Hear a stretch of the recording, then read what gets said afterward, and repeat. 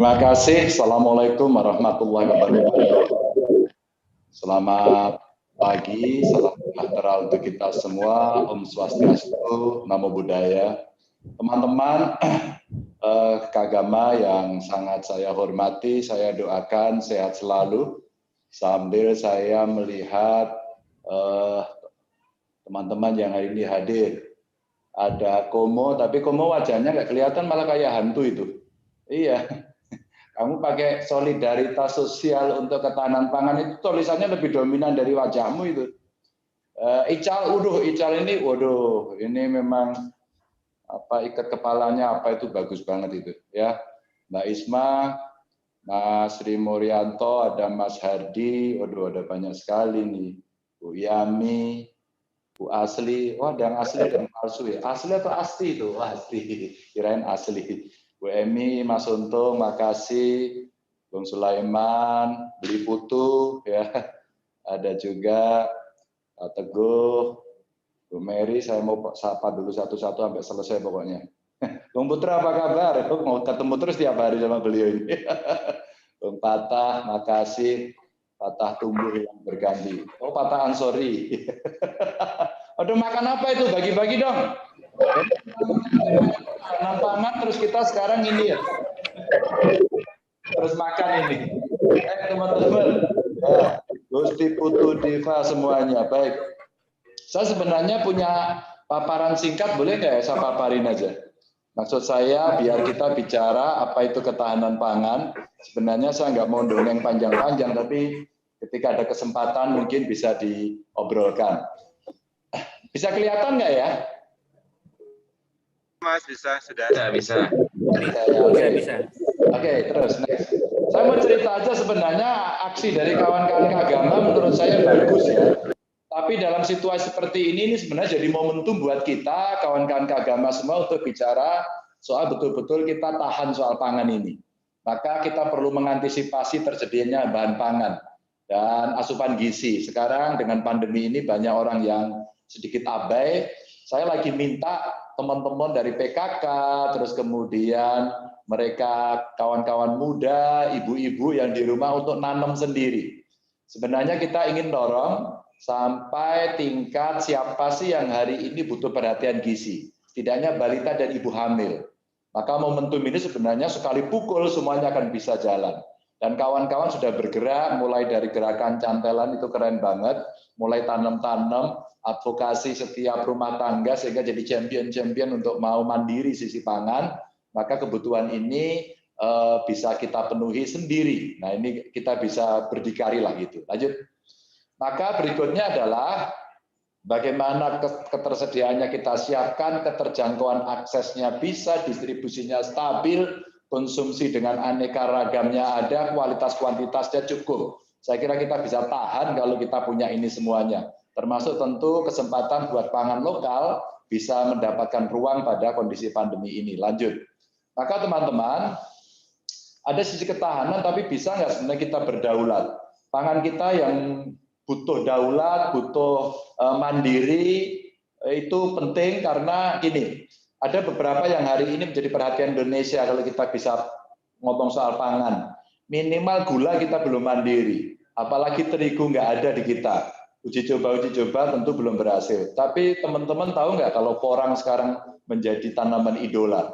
Dan saya kira kalau kita bicara diversifikasi, pangan kita sangat luar biasa. Kita butuh mengeksplorasi, butuh kemudian memasukkan teknologi-teknologi sehingga pangan kita cukup bisa beragam. Dan tak seorang pun ada yang kekurangan pangan. Ini komitmen yang coba kita bangun sehingga kalau teman-teman kemarin buat gerakan cantelan, membagi-bagi sembako, menurut saya dalam konteks ini luar biasa lah.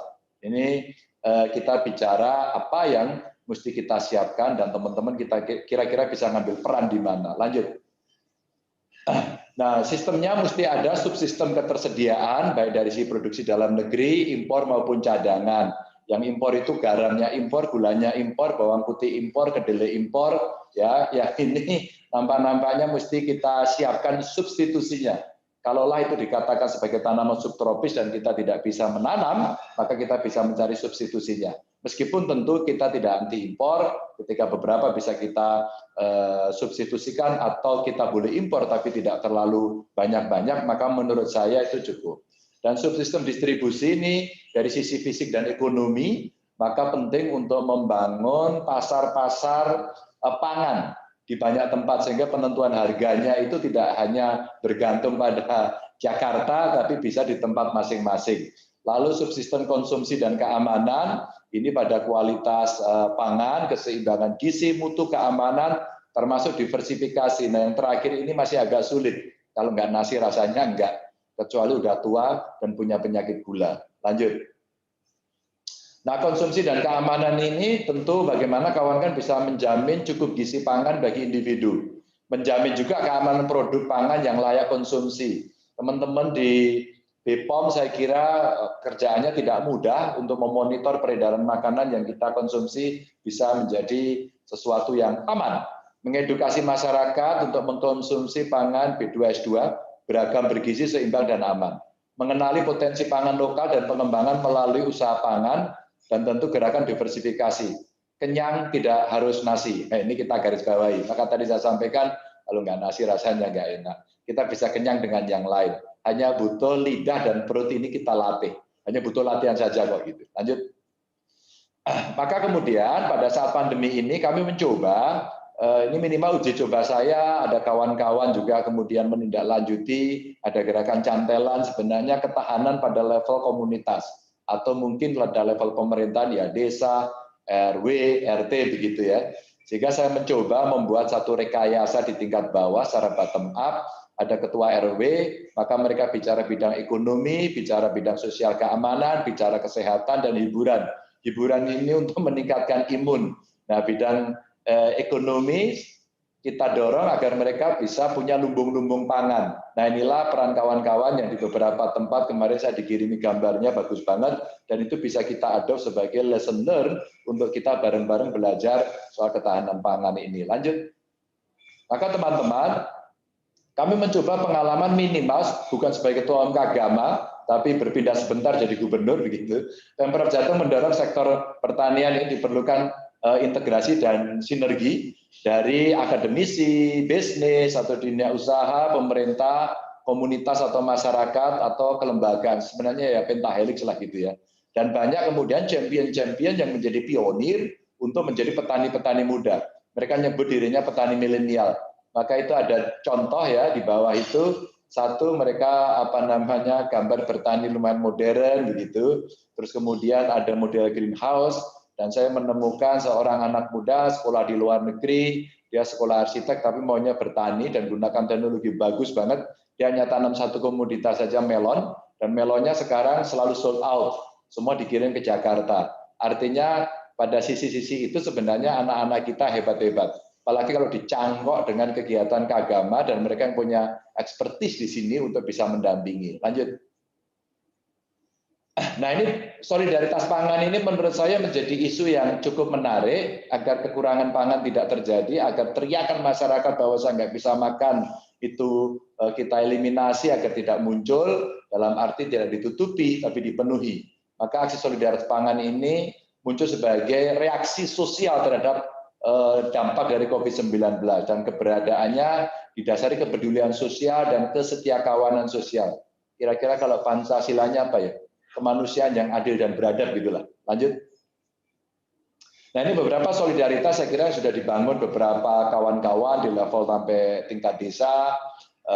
Mereka mencoba tidak hanya soal pangan, tapi melestarikan budaya dengan kearifan. Budayanya tidak hanya sekedar seni, tidak hanya sekedar baju atau produknya, tapi juga beramah tamah, membangun budi pekerti. Silaturahminya yang kemarin itu selalu bertemu, sekarang diganti dengan basis aktivitas, bertani, bercocok tanam, berbagi pengetahuan, atau sekedar membagi makanan yang siap saji.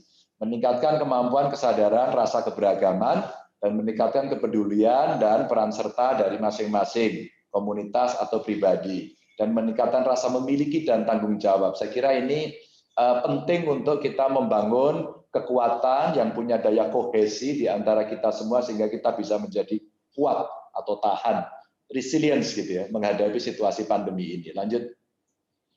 Maka ada beberapa yang kita dorong dari spirit menjaga tetangga. Ini contoh-contoh bagaimana warga punya kesadaran untuk membuat dapur-dapur umum. Sebenarnya contoh konkret yang sengaja saya angkat, beberapa media juga menulis, karena nilai social capital, modal sosial kita cukup banyak untuk itu. Kalau kemudian modal sosialnya bagus, didampingi oleh mereka yang punya keahlian untuk secara teknis mengelola pangan dengan lebih baik, maka bagus. Mulai dari hulu sampai dengan hilir. Lanjut. Maka teman-teman, kita butuh kolaborasi, butuh partisipasi, dan butuh solidaritas. Saya kira kawan-kawan keagama melakukan itu dengan baik, membanggakan. Saya mendapatkan cerita hampir di seluruh dunia. Kawan-kawan mereka berpartisipasi, dan kemudian ada hasil-hasil yang dinikmati, dan itu menjadi pergunjingan. Tapi jangan heran, pergunjingannya buruk apa baik? Baik semuanya. Ceritanya menggunjing tapi baik, atau menggunjing itu jelek ya, menggunjingnya baik, ngerasani tapi rasanya baik. Lanjut. Bapak Ibu teman-teman, itu saja yang ingin saya sampaikan, dan aku yakin kawan-kawan akan bisa beraksi lebih banyak lagi, dan mudah-mudahan dari seluruh aksi yang ada itu betul-betul bisa memberikan semangat solidaritas, dan kemudian di antara kita makin bisa saling mengisi untuk membantu saudara-saudara kita.